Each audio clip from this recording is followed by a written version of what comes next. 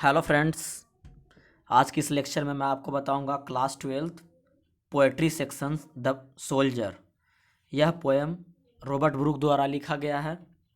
इस पोएम में मेनली पहले आपको हम बताऊंगा पोएट के बारे में। मीन्स हम कवि के बारे में पहले अध्ययन करेंगे।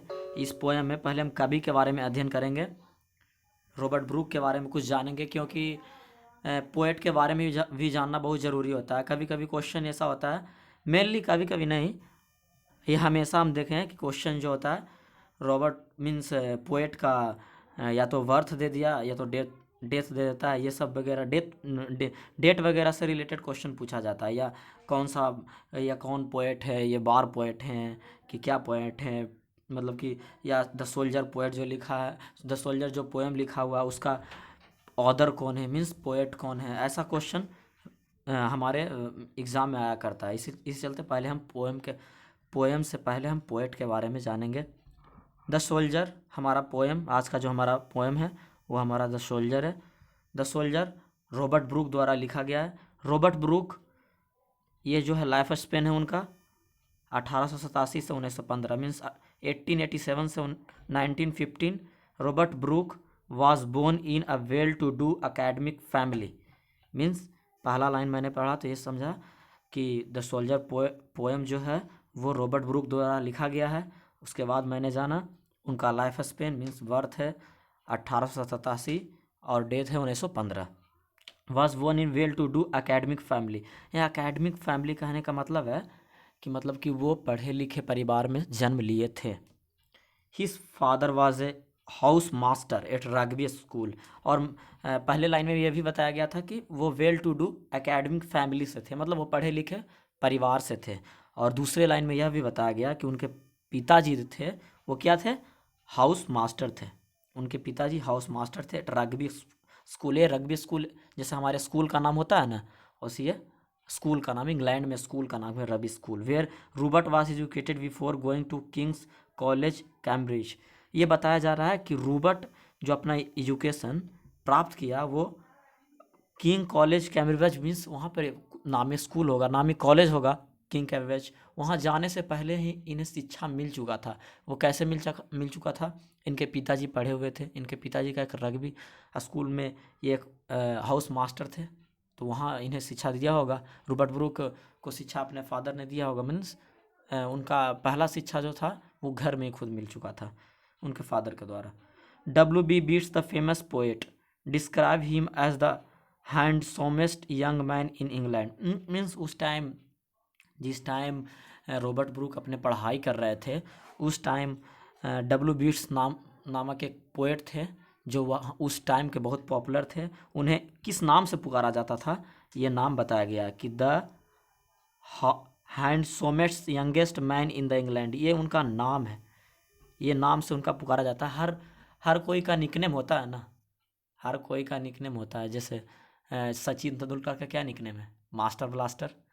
मास्टर ब्लास्टर से जाने जाते हैं। उसी प्रकार से डब्लू येस्ट जो थे फेमस पोएट थे उस टाइम, जिस टाइम रॉबर्ट ब्रूक अपने पढ़ाई कर रहे थे, उस टाइम का फेमस पोएट थे। उनका एक नाम से, निकनेम से जाना जाता था, वो था the handsomest young man in England.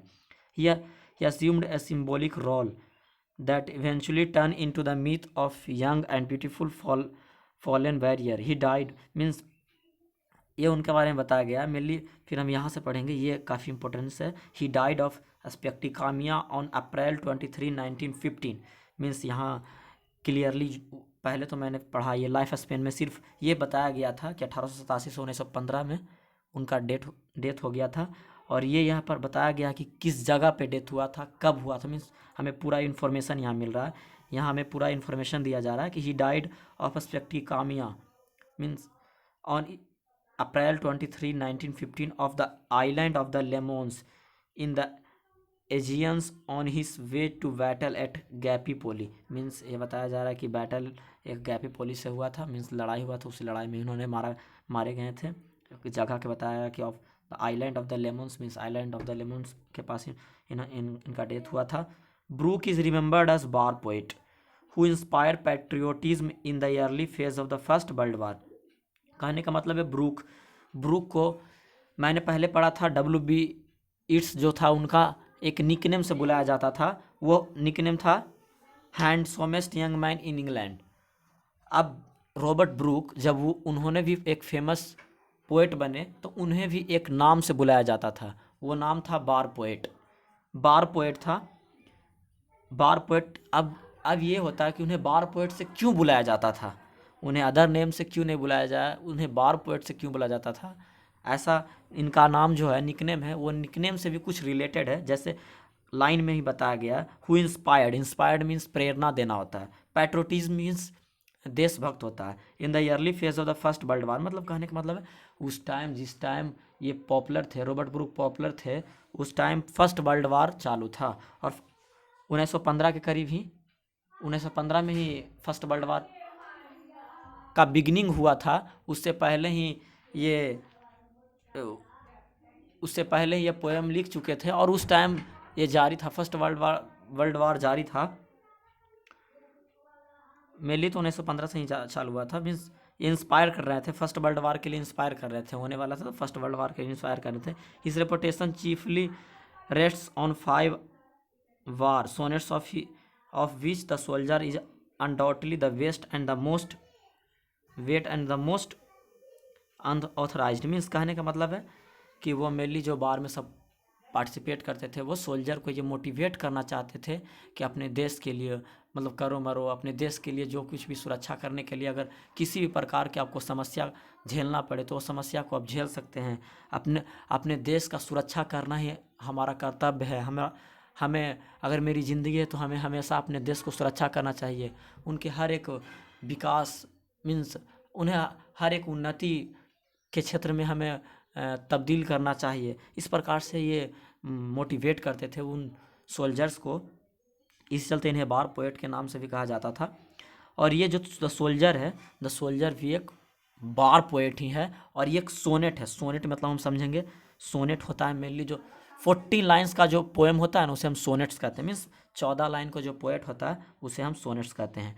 तो हम इसके बारे में, पोएट के बारे में हम अध्ययन कर लिए। उसके बाद हम मूव अप करेंगे हम अपने पोएम द सोल्जर, जो आप देख ही रहे होंगे, the soldier. The soldier is if I should die think only of this of me that there some corner of a foreign field.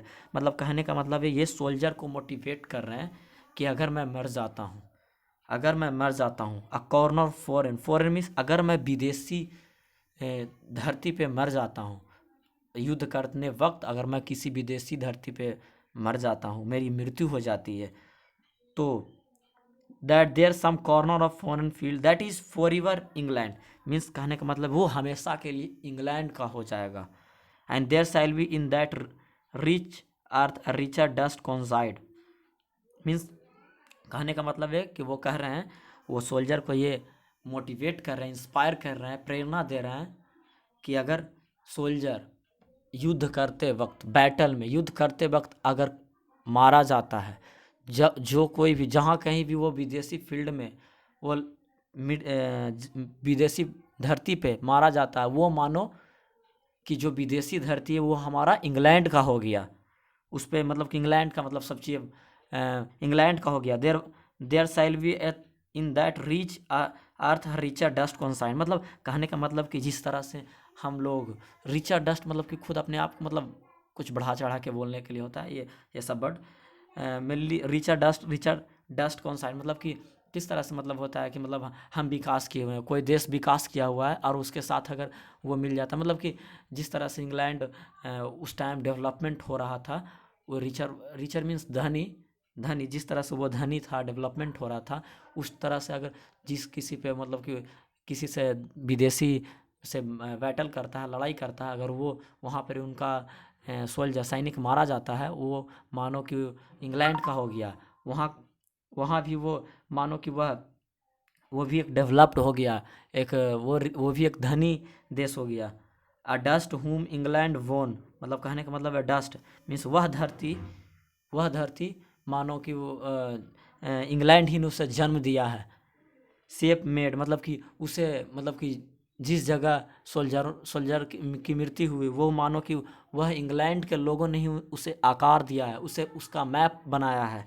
Made aware, उन्हें, उन लोगों को जो वहाँ रह रहे हैं, उन्हें मतलब कि अवेयर मतलब कि समझाना, मतलब कि जागरूक करना।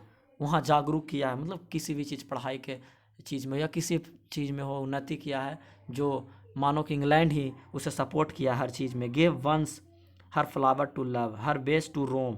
मीन्स वो बता रहे हैं, पोएट बोल रहे हैं कि gave once her flower to love, मतलब कि उन्हें हर जगह प्यार दिया है, सम्मान दिया है। हर वे टू रोम, मीन्स हर जगह, हर जगह way to roam, her way to body of England breathing English air, मतलब कि वो बताना चाह रहे हैं कि जहाँ ब्रीथिंग एयर मीन्स हर रू बरू सांस, हर एक पल सांस सांस में वह मानो इंग्लैंड का बसेरा है। मतलब कहने का मतलब है कि सोल्जर को एक गर्व, एक प्रेरणा दे रहे हैं कि अगर तुम ये मत समझो कि तुम्हारा यह मृत्यु व्यर्थ चला गया, अगर तुम उस जगह मारा जाते हो तो ये मानो कि ये हमारा इंग्लैंड का धरती हो गया, वहाँ का इंग्लैंड का राज चलेगा, वहाँ का हर चीज़ इंग्लैंड का होगा।